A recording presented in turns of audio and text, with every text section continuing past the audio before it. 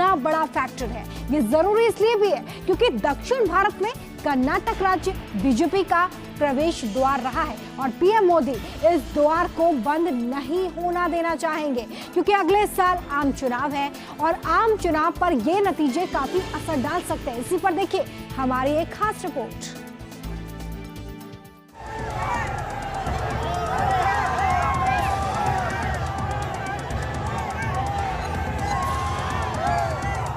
कर्नाटका को देश का नंबर 1 राज्य बनाने के लिए वोट करना है।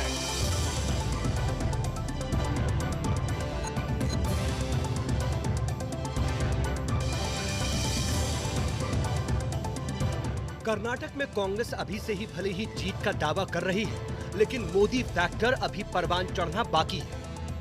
कांग्रेस को भरोसा है कि इस बार कर्नाटक की जनता जीत उसकी झोली में डाल देगी और इस भरोसे का आधार है कर्नाटक की 1985 से चली आ रही वो राजनीतिक परिपाटी जिसमें पिछले 38 सालों में कभी कोई सरकार दोहराई नहीं गई। कर्नाटक में अभी बीजेपी की सरकार है और वापसी को लेकर पार्टी डरी हुई है, लेकिन उन्हें भरोसा पीएम मोदी पर है और पीएम मोदी ने भी मोर्चा संभाल लिया है। तो क्या इस बार कर्नाटक में पीएम मोदी का फैक्टर चलेगा? इस सवाल का जवाब तो 13 मई को काउंटिंग के बाद मिलेगा, लेकिन पीएम मोदी कर्नाटक की जनता की नब्ज पकड़ चुके हैं। कांग्रेस अब उस स्थिति में है जब वो ना कोई सच्ची गारंटी दे सकती है और आपको तो मालूम है मेरे नौजवान दोस्तों, कांग्रेस की वारंटी तो बहुत पहले ही एक्सपायर हो चुकी है।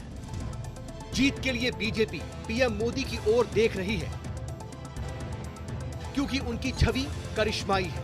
कर्नाटक में उनकी मौजूदगी हालात बदल सकती है। उनकी लोकप्रियता पर भरोसा है और वोटरों को रिझाने की उनकी क्षमता जादू का काम कर सकती है। प्रधानमंत्री मोदी जिस तरीके से आम जनमानस से कनेक्ट बनाते हैं, उनसे कम्युनिकेट करते हैं, ये भारतीय जनता पार्टी के लिए सबसे बड़ा हथियार कर्नाटक में है। भारतीय जनता पार्टी ने साफ कर दिया है कि इस चुनाव में प्रधानमंत्री मोदी की छवि तथा कांग्रेस की मुस्लिम तुष्टीकरण की राजनीति को आगे करके चुनाव लड़ा जाएगा। 28 अप्रैल से पीएम मोदी ने कमान संभाल ली है। अब जादू का डंडा कैसे चलाएंगे, ये देखने वाली बात होगी। वोटिंग से पहले तक पीएम मोदी 15 रैलियां और रोड शो करेंगे। बेंगलुरु से शुरुआत हो चुकी है। प्रचार के दौरान पीएम मोदी का जोर कांग्रेस को निशाने पर लेने का होगा। विकास के लिए पीएम कर्नाटक में बहुमत वाली स्थायी सरकार लाने की बात करेंगे। पीएम डबल इंजन की सरकार को हवा देंगे और चुनाव प्रचार को राष्ट्रीय मुद्दों की अपने पिच पर लाने की कोशिश करेंगे। वोटरों के बीच सबसे ज्यादा फोकस केंद्र की जन कल्याणकारी योजनाओं पर करेंगे। जाहिर है पीएम मोदी वोटरों को रिझाने में कोई कसर नहीं छोड़ेंगे और वो असरदार भी हो सकता है, क्योंकि मामला सिर्फ कर्नाटक विधानसभा चुनाव का ही नहीं है। अगले साल आम चुनाव है और पीएम मोदी की नजर पीएम पद पर हैट्रिक लगाने पर है।